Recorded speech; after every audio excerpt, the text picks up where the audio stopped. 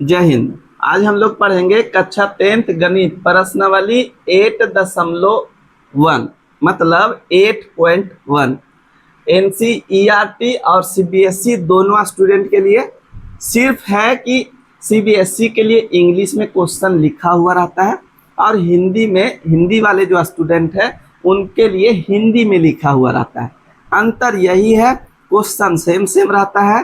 तो आप ध्यान से सीखिए, कोई दिक्कत नहीं है। हिंदी वाले बच्चे पढ़ सकते हैं, इंग्लिश वाले बच्चे पढ़ सकते हैं, कहीं दिक्कत होने नहीं दिया जाएगा। सबसे पहले प्रश्न संख्या 2 कहता क्या है? कह रहा है दी गई आकृति में 10p माइनस कोट r का मान ज्ञात करे। ये आकृति दिया हुआ है, ठीक है। यहाँ पर क्या है? 10p minus cot r। तो यहाँ पर लिख देते, देखिए यहाँ लिखते हम लोग 10p माइनस क्या लिखेंगे? कोट r लिखते हैं, ठीक। इसका फॉर्मूला होता है p बट्टा में b। देखिए यहाँ पर लिख दिए, फॉर्मूला क्या होता है? p और बट्टा में क्या हो जाएगा? p बट्टा में b हो जाएगा। उसी तरह माइनस है तो माइनस कॉट का फॉर्मूला जस्ट इसका ऑपोजिट हो जाता है। देखिए लिख दिए 10 का उल्टा, तो b और बट्टा में क्या हो जाएगा? p।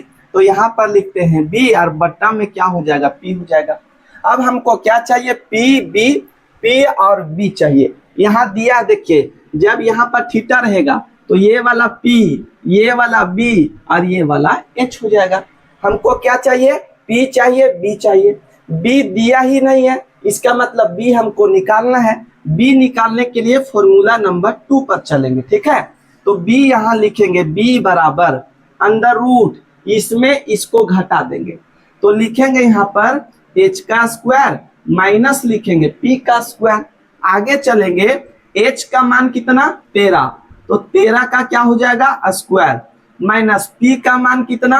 12, तो 12 का क्या हो जाएगा? स्क्वायर हो जाएगा, ठीक है। आगे चलिए, देखिए 13 को 13 से गुना करेंगे तो होता है कितना? 169। 13 को 13 से गुना करेंगे तो 169। जैसे देखिए यहाँ 13 से गुना करके दिखाते हैं। 3 तिया 9, 3 एकम 3, 1 को 3 से 3, 1 एकम 1, जोड़ दीजिए तो 1 6 9 हो जाएगा, 169 हो गया। जोड़ना इधर से मान एक्स्ट्रा नहीं हुआ इसीलिए। अब यहाँ पर 12 को 12 से गुना कीजिएगा तो हो जाएगा 144। जैसे हम लोग बनाते रहते हैं क्वेश्चन तो याद हो गया है, ठीक है। वो आपको भी याद हो जाएगा कब? जब आप बनाइएगा बार बार तब, है ना। अब आगे देखिए, यहाँ पर क्या करना है? घटाना है। 9 में से 4 घटा दीजिएगा तो 5 बचेगा, और 6 में से 4 घटा दीजिएगा तो 2 बचेगा, और 1 में से 1 घटा दीजिएगा 0 बचेगा। अब यहाँ पर आगे लिख सकते हैं, यहाँ पर 5 25, 5 25, है ना। अब रूट के अंदर 2 ठो मिला, 1 बाहर कर देंगे। जब भी रूट के अंदर 2 ठो संख्या मिलता है 1 बाहर हो जाता है, और 1 रूट क्या करता है? खा जाता है। कैसे? गप से, है ना। तो आपको खाना नहीं है, ये रूट खा लेगा। इसलिए ये हम लोग किसका मान निकाल दिए? b का। कितना? 5 सेंटीमीटर। तो यहाँ पर b का मान लिख देते हैं हम लोग, कितना? 5 सेंटीमीटर। बस इतना ही काम तो करना था। अब यहाँ पर देखिए वैल्यू हम लोग पुट करते हैं। p का मान कितना? तो p का मान यहाँ पर हो जाएगा 12। लेकिन एक चीज और समझिए, यहाँ पर क्या बोला? 10p। p मतलब ये वाला कोण, p मतलब ये वाला कोण, p मतलब ये वाला कोण। सामने वाला क्या हो जाएगा? p हो जाएगा। अब ये b और जो p लिखे थे इसको हम लोग मिटा देते हैं।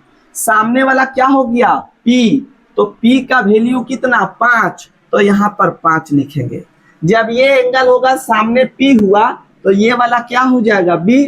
तो b के जगह पर हम लोग 12 लिखेंगे। माइनस है तो माइनस। अब देखिए यहाँ चेंज कर दिया थीटा, क्या ठीक कर दिया? r। तो r इसको अब मिटा देना है, और यहाँ पर हम लोग आ जाएंगे r वाला कोण पर। तो सामने वाला क्या हो जाएगा? p।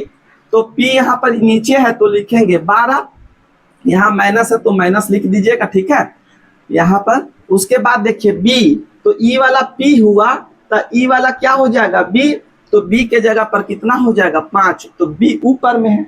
अब देखिए यहाँ पर एक प्लस में है और एक माइनस में है, तो प्लस और माइनस सेम सेम रहता है तो 0 हो जाएगा।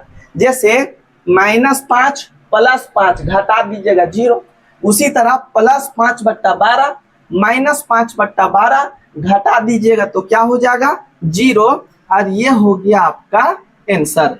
सेम प्रोसेस पहला क्वेश्चन इसी तरह से बनाए थे, लेकिन उसमें घटाव नहीं था, इसमें आपका घटाव दे दिया, इसलिए हम लोग घटा दिए है ना। पहला में क्वेश्चन था यहाँ कॉमा और ये 2 गो था, इसमें 2 ठो है, उसमें 4 क्वेश्चन था, लेकिन सिंगल सिंगल सिर्फ मान निकालने के लिए था। Sine cos, sign A, sign C, cos A, cos सी, ये क्वेश्चन का सॉल्यूशन था, है ना। तो इसमें दिया था tan p और cot r, लेकिन बीच में घटाव दिया, इसका मान निकाले, इसका मान निकाले, घटा दिए, 0 आ गया। ये चैप्टर आपको तभी समझ में आएगा जब ये सारा चीज आप रट जाइएगा, और हम आपको भरोसा दिला रहे हैं कि सिर्फ आप क्वेश्चन बनाइए डेली डेली, आपको रटने का भी जरूरत नहीं पड़ेगा, याद हो जाएगा, कहीं किंतु परंतु नहीं होगा। नेक्स्ट टाइम प्रश्न संख्या 3 लेकर के आएंगे, तब तक के लिए जय हिंद।